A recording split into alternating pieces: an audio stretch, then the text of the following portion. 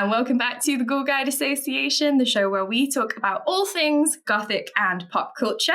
We are, as ever, your Ghoul Guides. I am Lauren. And I'm Mary. And today we are doing a bit of a review episode because it is officially spooky season. And of course, one of the best parts of spooky season is reading all the spooky books that we read all the rest of the year, but in October they just hit a little bit different. Yeah. So for this episode, we are flipping the script a little bit because Mary is getting her reading groove back. So we are going to be reviewing a series that Mary has been reading. Yes. So I have been finally post PhD, I've been getting into books a lot. And I've been reading a lot of different kinds of things, but there was this one book in particular, this one author that I read and I was like, oh my gosh, this is amazing. And I then went and found other books by this author and I really enjoyed them. And then one in particular, I was like, I have to tell Lauren about this. And here we are. And fittingly, all of the books that I'm going to be talking about, because it is spooky season, all of the books are about witches. So if you are looking for your next witchy read, stick around. I'm going to be reviewing 3 from one author. And then I've also got, if you want something a bit different, then I've also got 3 other ones to recommend as well. Fantastic. Yes. So who am I talking about? I am talking about an author called C.J. Cooke, or Caroline Jess Cooke, who is the author of actually many witch books. Many witches. A coven of witch books. Yes. This is one of, so I found, this isn't actually her first book, but this is the one that I read first. It's called The Lighthouse Witches. And if you are watching the video, you can see the cover, or if not, we'll put some pictures on the Instagram if you are listening. This is one of my charity shop finds. I think this was actually one where I went into a charity shop and, well, I went into a couple of charity shops and I came away with 8 books, which I, at the time I was delighted with. And this is definitely one of the best ones that I've picked up from a charity book, from a charity shop. I always think I used to do this a lot, particularly when I lived in Bath, because the charity shops are so good there. But there's something about, it's very girl maths buying a book from a charity shop. Yeah. You're like, well, it's secondhand and it's cheap and I've saved so much money and it's for charity. Not only is the book free, I have given the world something by purchasing the book. Yeah. Therefore, I've done a good deed by buying 8 books that I didn't necessarily need. Yeah, and where otherwise you might be in a bookshop and you might think, oh, I can't, 8 books is quite excessive, because then you are starting to rank up the cash and what you're spending. Like, I don't know, I probably spent less than £15. Exactly, it's fine. It's fine. Okay, so the Lighthouse Witches. What is this about? First of all, I will just say that C.J. Cooke is one of those authors who is also a literary scholar. She has a PhD. You've been hitting a lot of these lately. This is like the 3rd person we've talked about where we're like, and they also have a PhD. Yeah. And she, so she's originally from Ireland, and she went to university at the Queen's University of Belfast, where she got all of her degrees, including her PhD. And then I think she eventually moved to Scotland. Her first book is called The Nesting, which I haven't read yet. But if you have read this book and if it's good, then please let me know. That came out in 2020.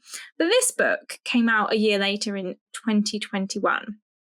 And it is, like quite a lot of her books that I've read, it's about Scotland and Scottish witches. So great, fabulous. Obviously, if anyone knows me, avid listeners will know that I am a big fan of Essex witches, and I have read loads of books about Essex witches because that's where I'm from. So this was really nice to kind of delve into Scotland's history of witches. Quite nice timing as well, because there's a big project going on at the moment about recognising the witch trials in Scotland and how many people lost their lives. And it's nice to kind of see that that's attracting attention, different meaning there, in lots of different ways, because there's some reclamation to be had there. Yeah, exactly. And I wouldn't say that this is historical fiction, but it is using some of the history and some of the names. They might be not exactly where they are historically, but some of the names and individuals and the horrors of witch trials are definitely kind of taken from that.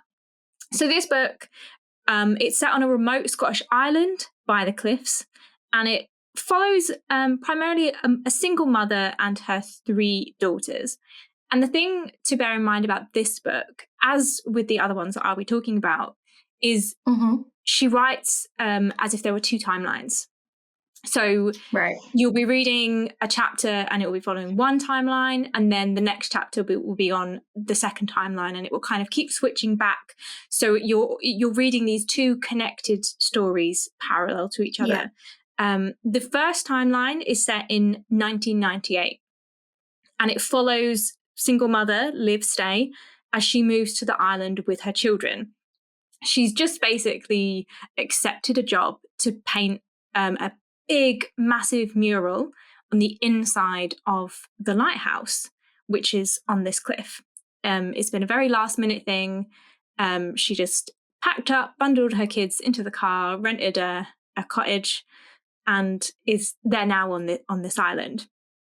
The second timeline is set 20 years later, and it follows Luna, who is one of the children, one of her daughter, but she's also the only surviving daughter. And you're kind of like, oh, what happened? And immediately like, I need to know, because I've just read that there are these, there are 3 daughters, there are 3 sisters, so what's happened to the other 2? And we follow Luna as one of her sisters, so they're both considered missing. One of her sisters has turned up. She's turned up in Scotland, so Luna is going to Scotland. She's going back there to pick up her sister. The strange thing about this is that when her sister went missing, she was 7 years old. And now she is still 7 years old. Oh, I really enjoy, what was that TV show that did this, where it was like missing people or dead people came back, but they're the same age. I don't know what it is. There was a French TV series called Le Feuilleton. Yes, and then they remade it, right? I think so, yeah. I don't, it's not like it's a relatively overdone trope. I just really enjoy those narratives where it's like, the missing person has turned back up and they are the same age. And I'm like, ooh. Yeah. And why? And Luna goes there and she's like, I think this is my sister. This is definitely my sister. But also I don't understand how it could be my sister. And she also has these marks on her body, these numbers, and she doesn't know what they mean, and she doesn't know what's happened, and also where's, is her other sister going to turn up? And it's very, yeah, exactly. So through these 2 timelines, we're swapping backwards and forwards, and we can kind of see what's leading up to the sisters going missing, and then also how the adult Luna is dealing with, having her sister back. We also learn about the history of Scottish witches and witch hunts. So we find out about a period of time, hundreds of years before, where women on the island had basically been accused of being witches, because people kept going missing on the island, and also strange people kept turning up, and sometimes there were two of the same people. So you might be young, and it's often happening with children. So there might be, you might have a boy who then sees himself, like, and so there were lots of accusations about changelings and also about wildlings. And essentially all of these women were rounded up, taken to the cliffs where the lighthouse now is, and they were killed, essentially. And it's all about, so there's definitely something spooky about the lighthouse and that period, and it's very that a bit of a thing with lighthouses. Like literal Gothic, as in TTORAL, is not my strong suit. And unfortunately, the only example that's coming to mind is 90s kids classic Round the Twist. Yeah. But isn't there a thing about lighthouses and like time slips and them being sort of like a focal point for like weakness between the route? Like lighthouses have that kind of liminal space weirdness, don't they? Yeah, because I guess they are a guiding light, but also because they're often in quite remote places. And yes. this lighthouse is built on what is essentially, I guess, caves that you can kind of go, you can go underneath and then explore. So there's lots of, there's definitely something spooky about the lighthouse. And this book has been described, and I think it's quite apt, it's been described as a modern Gothic thriller. And I think that it's exactly that. And it is very effective in being creepy. So there will be times where people are alone in the lighthouse in both timelines, and you're thinking, what is going on here? And I don't want to say anything more about this because it has the way that the timelines connect is really it's interesting. What's happening. Not spoiling. It's worth not spoiling. Yeah. So what's happening with these wildlings? What is, there's a bit, because obviously if your child goes missing and then comes back, and all of the people that are missing, they come back with numbers on them. What is this? Is this actually my child? So there were also kind of incidents where parents or all the village would try and kill the people that were, appearing. The returners. Returning. So there is a mystery there, and I don't want to spoil it. But I would, it's very good. And if Gothic thrillers and mysteries are your thing, then this is excellent. And it's well written. Funnily spooky. Enough, somebody, so I think I've mentioned this before on the podcast that I have a book club with some of my friends from work, and we had book club this week, and someone said, "Have you read The Lighthouse Witches?" And I was like, no, but I will be reading it because I knew that that's what you were going to be recommending today. I'm going to give you my copy. Yeah. Yes. I had not realised it was a thriller. I think I'd been a little bit misled by the cover. I thought maybe it was a bit more, not cozy, like that's the wrong, I knew it wasn't going to be like those Pumpkin Spice Cafe type front covers that you see a lot of at the moment, where they're like cozy fantasy. I don't think I'd realised it was as creepy as it is, so I am quite excited to read it now. I mean, I wasn't anyway, because if you liked it, I wanted to read it, but I'm, intrigued by the creepiness. I'm quite enjoying a creepy read at the moment. Well, buckle up, because if you enjoy that kind of book, I have more for you to kind of delve into. So obviously I read this book and I was like, has this author published anything else? And then I got as many of her books as I could find at the time. As you do.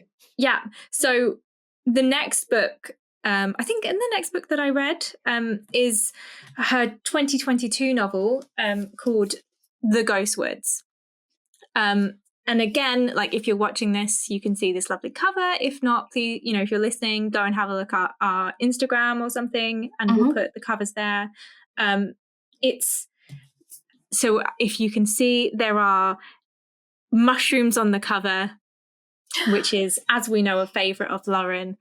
Wearing so I knew A Yes. mushroom jumper, especially.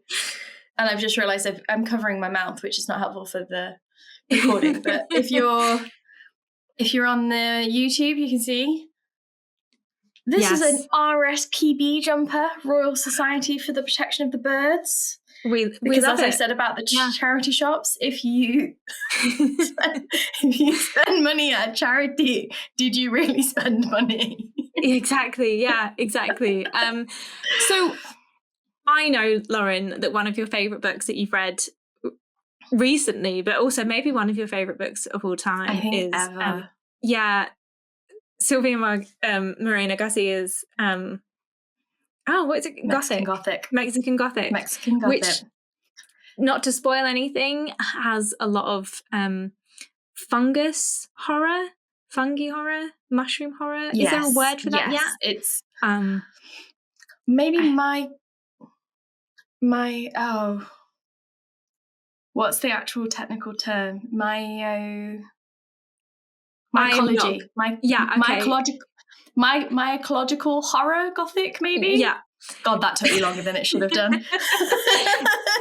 But essentially, we very much are in that kind of eco-Gothic strand where it's about the natural world, and here specifically, fungus and mushrooms and the ghost woods.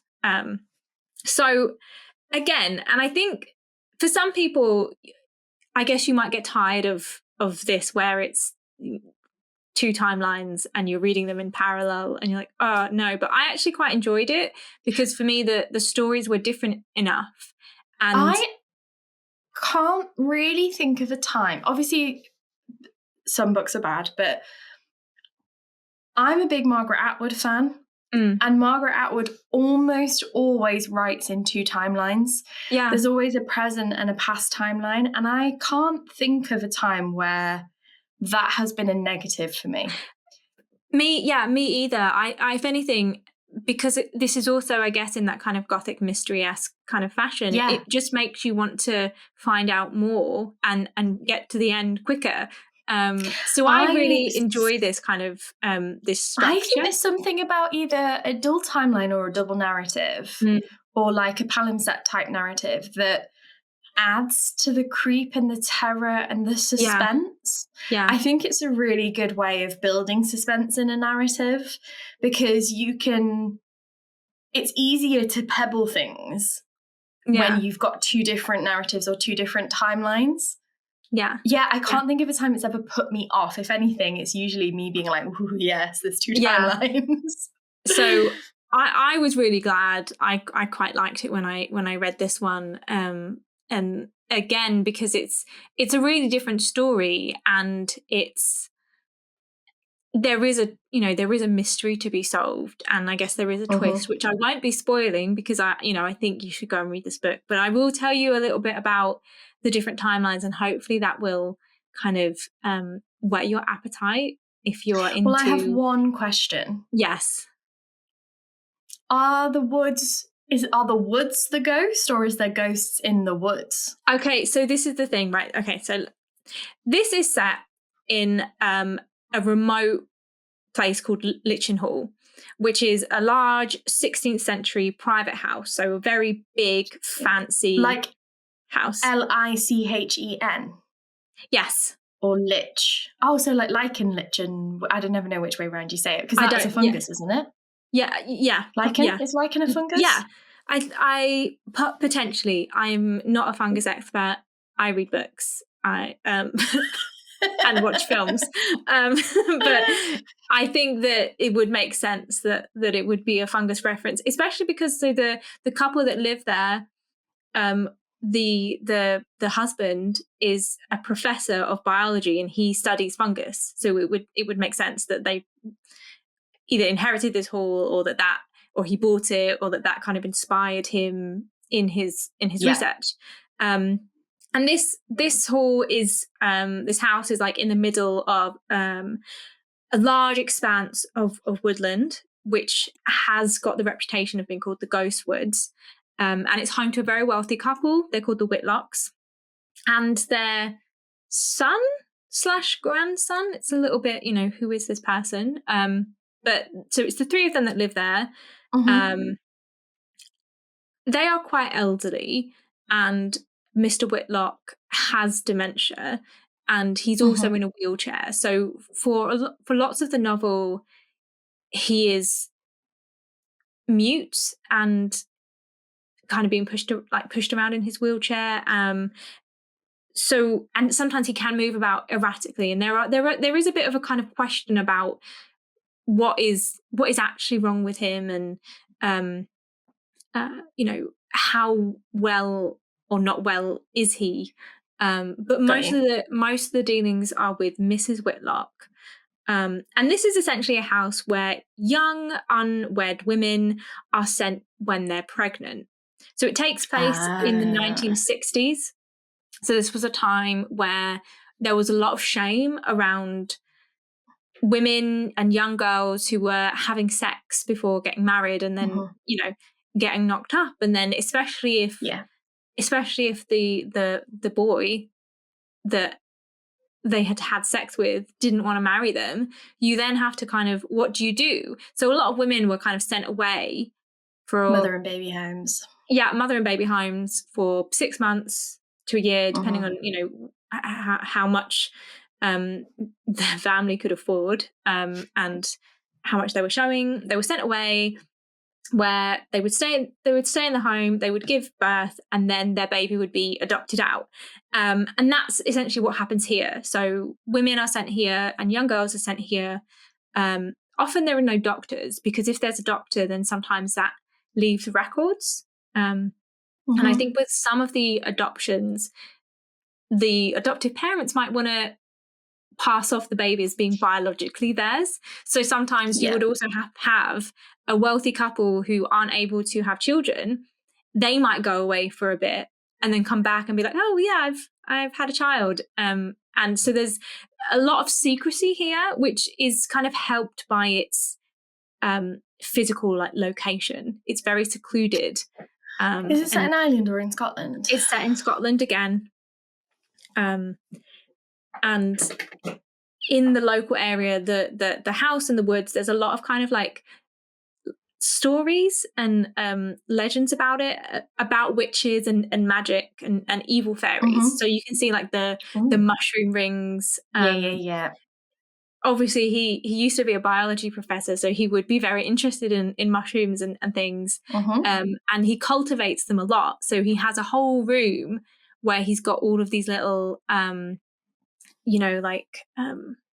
specimens of spores and of fungus, and some the effects of spores and fungus on other living things. So it's quite creepy, but so I think there were a lot of kind of what's going on in that house, especially because I guess some people would know that it is a mother and baby house, but then also some people wouldn't know that, and there would be a lot of mysterious goings on. So it's kind of is the question, is there something supernatural going on here, and what is happening?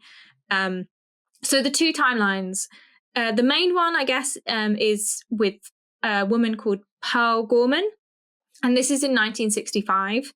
And she's a nurse who's just found out that she's pregnant, and she's been sent to this home by her parents because they're like, yeah, no, you can't you can't have this baby. Her day being an unwed mother in the 60s. Yeah. She's still with her. Don't want to make it sound like I was making light of that, because it was horrendous. But this is a real thing that happens frequently. She still kind of has feelings for the father of the baby. But I guess it's just one of those things where her parents made that decision, and I think also she's been fired from her job because places of work also had there was a lot of shame and social reputational damage that I think was unfair. This book is all about kind of exploring that. She goes there, and there's already some women there that are at different stages of pregnancy, and some of the women who are also there have been there for years, because they had given birth, and then didn't want to go back into society and were happy living here. So they kind of became like maids and things in the house. There's not that many people in the house, but it's basically the elderly couple and their son, and then everyone else is women who are either pregnant or were pregnant at some point. Pearl finds things very, very strange. So the proprietors seem to be hiding something. There's also another young boy that seems to be around, and, you know, is he a ghost? He's in the forest, kind of, she sees him at night a lot. And there's something very strange about the woods, and she keeps seeing a figure in the woods. And then the other timeline, so it's not as big of as a gap. The other timeline happens 5 years before, and we follow a woman called Mabel, as she is also sent to Lytton Hall. But she, basically, we first meet her when she's going to the doctors with her mum, and then you can read between the lines and work out that he's telling them that she's pregnant, and then her mum's really angry and her stepdad's really angry. She doesn't understand, because she's like, well, I can't be pregnant because I've never had sex. So you're kind of like, Immaculate conception. Yeah, what's happening with Mabel? I think Mabel is a really interesting character. And she essentially feels like she feels like her baby is a ghost baby. And she describes her body as that she has ghosts in her joints. She's got, you know, ghosts in her knees. And I feel like that. Yeah, no, I know. And I think she's very, I don't know, you can read her in different ways, whether she's maybe neurodivergent or anxious, or, you know, there's lots of questions as well. Very anemic. I don't really want to go into it, because it is, I guess, her kind of circumstance, I think it's quite part of the mystery. It's part of the mystery, yeah, like working out like who, you know, but there is obviously like a lot of, and I think this is what's really interesting about this book as well, is that so much of the horror of it is actually just that it's these you know, these women, these young girls who are having to help each other give birth, and you know, there's all of this narrative around like monstrous births and monstrous pregnancies, and then also like the you know, the horror of being an unwed mother, which is, you know, I think it's, you know, there's not that horror is not supernatural, but at the same time, is there something supernatural? you have all of these questions. And the other thing to note about the house is that part of the house has been shut off because it's basically a bit derelict. The Whitlocks can't afford to upkeep it, and it's covered with spores. This is quite Mexican Gothic then, because the whole vibe of that is like, is something supernatural and horrific going on, or are people just fucking terrible? And obviously the answer in that is like, it's both. This does sound very much up my alley. So again, like, I really enjoyed this book. It is very, like, I will say, like, it does need like some kind of warning. It has a lot about abuse of women and that, you know, pregnancy. So if, you know, that might, I think some people might just want to avoid it for that. But it's really good, and it's really gripping. And yeah, just lots of questions that I'm not going to answer because then it will spoil it. But that is, I think, enough to hopefully get you interested in this book and reading it. And I mean, you said mushrooms, ghosts, and, like, you know, women's experiences, which is like tick tick tick on my list. So this one definitely for you, Lauren, and definitely for fans of Mexican Gothic. I think it is I think it complements that really well. And okay, so finally the last book by CJ Cooke that I'll be talking about, it's called The Haunting in the Arctic. So here, I guess, with a little boat on the cover. Interesting. So here we're going a little bit nautical, I guess. I guess we had a little bit with the lighthouse, but that was mainly about the island itself, whereas this is about the Arctic and a shipwreck and a ship. So again, this has two timelines, and at the center of these two timelines is this ship called the Orman, which has been in one timeline shipwrecked off the coast of Ireland. Mm-hmm. And there's also lots of legends and folklore stories about mermaids. Yep. And also witches, and also, you know, all this kind of stuff. The first timeline is set in 1901. So this is very much a kind of historical kind of narrative where we follow Nikki. So Nikki is the daughter of a local Scottish businessman. He owns like a fleet of whaling ships, and that's his business. And we also know that he's in a bit of financial difficulty at the moment. Nikki is kidnapped and taken aboard the ship, and she wakes up on board the last of her father's ship, which is probably going to be its last voyage because her dad is going into financial difficulties.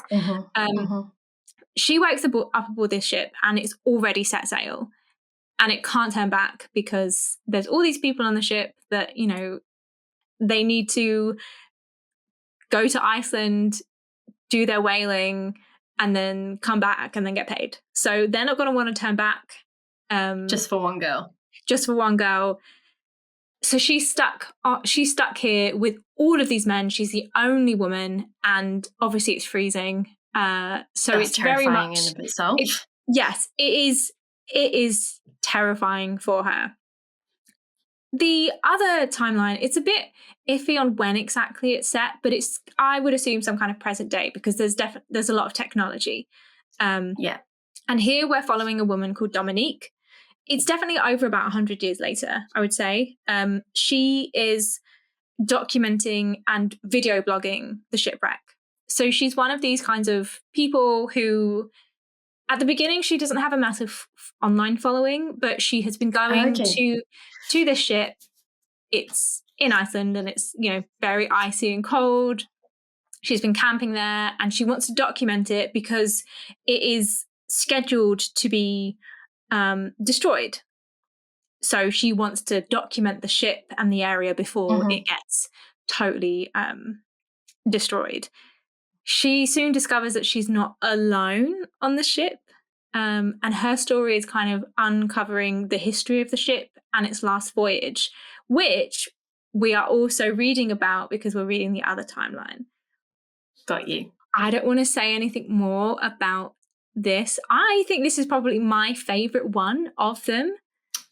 Interesting. But I know when we were talking to Kathleen, another one of our friends, she didn't really like the twist of it. But I thought it worked really well.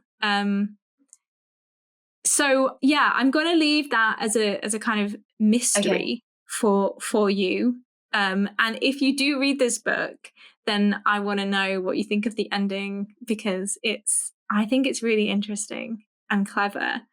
But yeah, the content warning for this book definitely needs to be sexual violence and gender violence. There is unfortunately quite a lot of that that happens on the ship before it's shipwrecked. But other than that makes sense. I think, you know, I think it's a really well-crafted novel. I feel like we're picking back up again with Arctic horror lately. Like there was obviously like something like The Thing. There's such a rich like potential for the Arctic, and like you get a lot of like urban legends and creepypastas and stuff about things happening at Arctic bases and stuff like that, and like, you know, a couple of murder mysteries have touched on it recently, but I'm excited to see horror and gothic going back into that. space because it's such a good setting, such a creepy setting for anything a little bit weird. Yeah. I think that it's an interesting space. And it also, when I read stuff like this, or when I watch stuff like this, it does make me cold. And I'm like, it adds to it, because not only is this terrifying, but also like it's freezing. And what do you do with that? What are you supposed to do with that? Well, it's kind of a bit like obviously 19th century Gothic had the obsession with like the moors, because it's really hard to navigate on them. The weather is really extreme on them. Like, it's very easy to like freeze to death, starve to death, whatever it might be out there. Arctic tundras and plains are just that dialed up. Yeah. Like even further, like, and especially I think there's something, and I know a lot of like Appalachian horror and stuff does this, but something about the way that sound and light works in the poles, like the way that sounds are muffled, but you can't tell where they're coming from, and the natural sounds that things make, and the way that the light and the snow and the ice tricks your vision. Like, there's just so much naturally there that is so unsettling. I think 100%. Like, and especially about the whole, you can't see things, especially if there's like a snow blizzard, and the snow and ice makes things sound so different. And it's just something that a lot of us, I think, aren't familiar with because we don't live in those spaces. But okay, so those are the three of CJ Cooke's books. They are, in some ways, I guess, similar, but then also I think they're so different that, you can read all of them and experience something very, very different. But if that's not really, setting you off, or if you're like, is there something a bit different but also witchy? I have some other books that I think reads. Witchy reads. Yes. Annoyingly, I put these in the wrong order, but the first one that I want to talk about is the Witches of Vardø. I have nearly picked this up a couple of times. Okay, well, and haven't. I really enjoyed this, and this is also another one if you want historical and also cold. So this is basically about Norway and Denmark, and the 17th century witch hunts that happened there. So it follows 3 women who have been held captive in the fortress at Vardø, which is kind of like one of the islands off of Norway.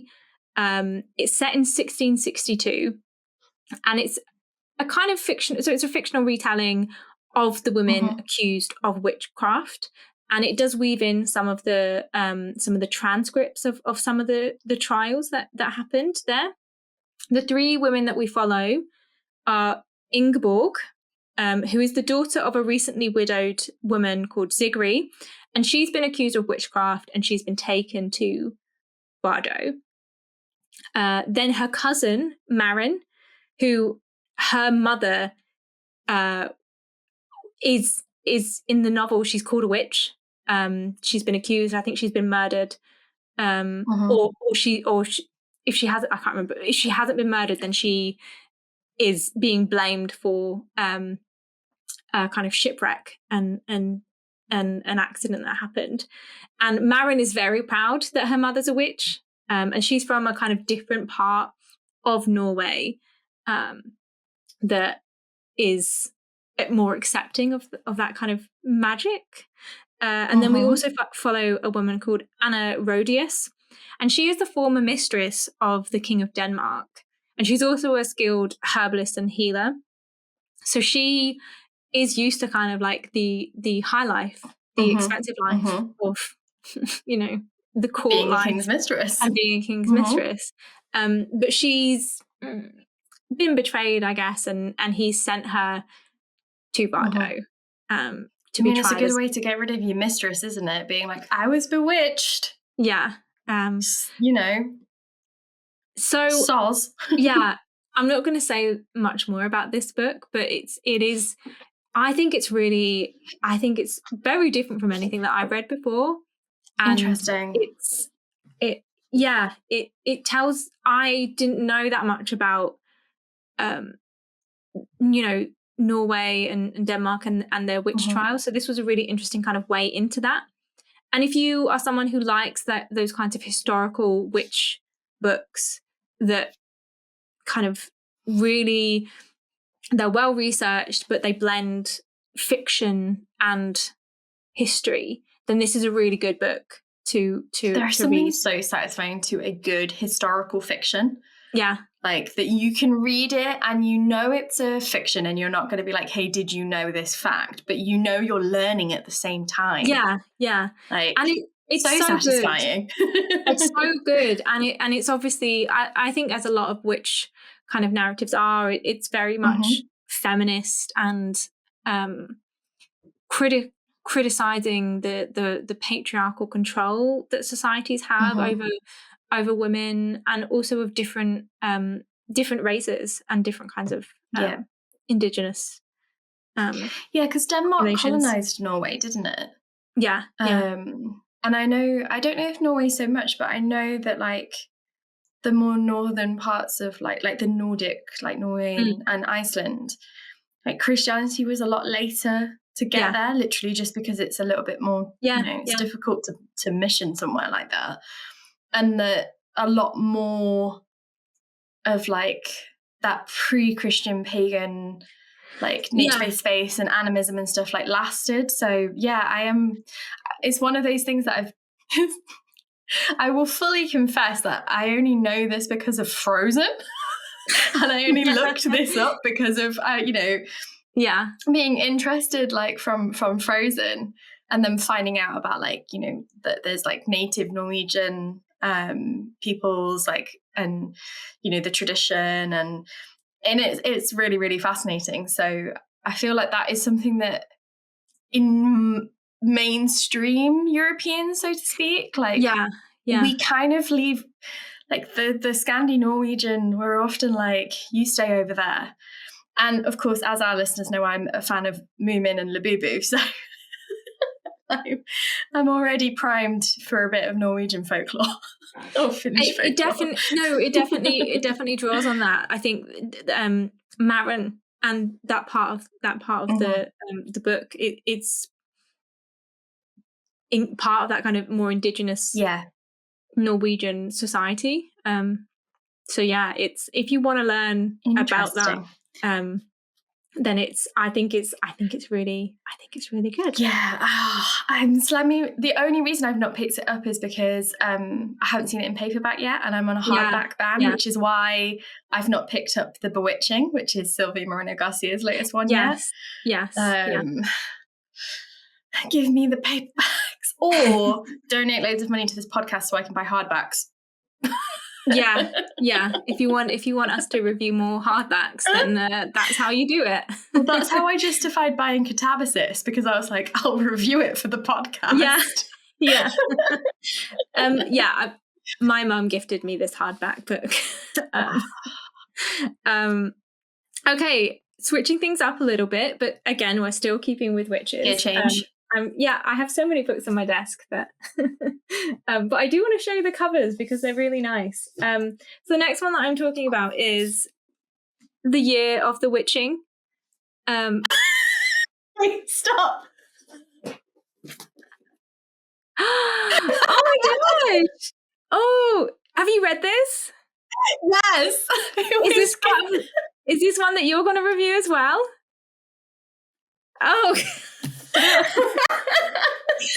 Okay then. Well, maybe we'll save that. But what I will say, all I was going to say about this one, and I'm so glad that you've read it as well. Excellent choice. And I literally just read it. And okay, so we will have another review episode where Lauren is going to talk about some culty books. So if you want to hear more about this book, then look out for that episode. But in terms of witches, I think it's a really good book. When I read it, I was thinking it was more kind of like fantasy and folk horror. Yes. And it has a kind of fictional setting. It's set in the land of Bethel, which obviously you know, Lauren, which is surrounded by the dark wood, which is where, you know, you go beyond that to see the other villages and other towns. Cities. Yes. It's very much built on a kind of fictional but quite Christianized mythology, where Bethel is the place where the first prophet pursued and killed 4 witches and then freed, you know, cleansed that word that we love, cleansed the land of witches, because witches are obviously really bad. And now, you know, we'll talk about the cult side of things in our other review episode. But it is very much that kind of patriarchal. Can you tell we don't always talk to each other about these episodes? Yeah. I like to be surprised. It's using religion to assert patriarchal dominance and also racial dominance and control, and to, you know, to assert sexual and economic control as well. I will talk about this in the Cults and Corruption reading, Rex, but it really reminded me a lot of settler narratives. I've read quite a lot of sort of gothic and horror that's based around like settler communities in the 17th and 18th century, and obviously Year of the Witch, and you automatically have that Salem connection. But I thought it really nicely does that thing where it's a fantasy, but it doesn't have to lore dump too much on you, because it's familiar enough that you can just get right into it. And well, that has a recommend from both of us, so definitely go and read that one. Okay, well then, to finish then, the final book that I am recommending is maybe, I guess, a little less witchy. I guess maybe a little bit like some of the later C.J. Cooke books, where the witchiness is not the main thing. But there is still some kind of like witchy vibes and stories there. But this is The Whistling by Rebecca Netley. And this is what I would say is your classic kind of gothic, spooky. Just by the title. Yes. The Whistling, like, that's so good. I didn't plan it this way, but in this book we also return to Scotland. So if you are interested in it's a spooky place, okay? Yeah, Scotland, and it's set in 1860 Scotland, so it is a kind of neo-Victorian-ish novel. It's set on the fictional Isle of Skelthsea, and we follow a woman, Elspeth Swanson, who has taken up the position of nanny to a family on this remote Scottish island. So it is very much, again, a little bit like the Lighthouse Witches. It's remote, it's secluded, there's not a lot of people here, that it's quite closed, and there's a lot of like kind of local law and things that make her, exactly, very, very Wickerman-y. And her, like, Ward, the girl that she's looking after, is a young girl called Mary, who is very secretive, and she's also mute. And she hasn't spoken a word at all since her twin brother William died. So it is, you know, it's quite the Turning of the Screw-esque. Yes, I was just thinking. Yeah. I was like, that's like a classic. Yes. And it is quite effective in ratcheting up that creepiness, and especially around children. And, you know, is Mary creepy? Is William creepy? No one's really talking about William or his murder, his death. You don't know. But there's lots of things that you have questions about. So there's weird culty vibes from the villagers. Nice. Elspeth keeps discovering all of these creepy dolls around the house and around the island, in her bedroom. There's lots of rumors of witches. And then, like there's this big mystery about William's death. And it's very creepy. It's got that whole, Gothic aesthetic of an old big house and going for walks and getting lost in the fog, a creepy kind of church and church graveyard. And I think, if you're looking for something that is very Gothic, then this is for you. That sounds like a real like celebration of the tradition and the conventions. Very much. Yeah. Well, I've got some new books to add to my reading list. I don't know about you, dearest listeners and viewers, but if you have read any of these, then please let us know your thoughts, and if you've got any more that you would like us to read and review, or that you'd like to recommend to us and to the rest of the Ghoul Guide Association, then please pop a comment on either this podcast or this video, send us an email, find us on Instagram or BLUESKY, and whatever method takes your fancy, let us know. Thank you, Mary, for that rundown. I am glad that you did read these and have told me about them, because I definitely, as I've said many times before, am a visual creature, and I passed over the Lighthouse Witches because I thought it was more of a softer read and I wasn't in the mood for that. So now that I know what they are, I do feel a lot more excited to read them, because I'm on a bit of a creep kick at the moment, which, maybe not the best for my quality of sleep, but I've been enjoying it. So yes, I will be taking those from you next time I see you. Thank you. It's also spooky season, so I think that is, if when else are you going to read a creepy chiller? Exactly. Then I mean, probably anybody October listening through December to this would read them any day of the year, but it's like you get extra aura points, like added bonus when you read them and it's dark outside. yeah. Sit by the fire or read by lamplight or candlelight if you're fancy. Yeah. Put the YouTube crackling fire on and pretend. Yeah. We've all done that. We've all been there. Yeah. Well, that is as we've accidentally spoiled, the first of our spooky season reading recommendations, our witchy reads. Thank you, Dr. Mary Musgoing, for that one. And we will see you again shortly for a culty and corrupt Gothic reading recommendation. And we've got a few other Halloween-y themed things coming out over spooky season. So please do make sure you tune in. As ever, if you enjoyed this, please like, subscribe, rate, review, pop a comment on. It means a lot to us. Every time we get a comment or an email, we both message each other about it. So please know that if you engage, it does make us very happy, and we really appreciate you. It means a lot to have a little weird corner of the internet. So, of course, as ever, stay safe and stay spooky.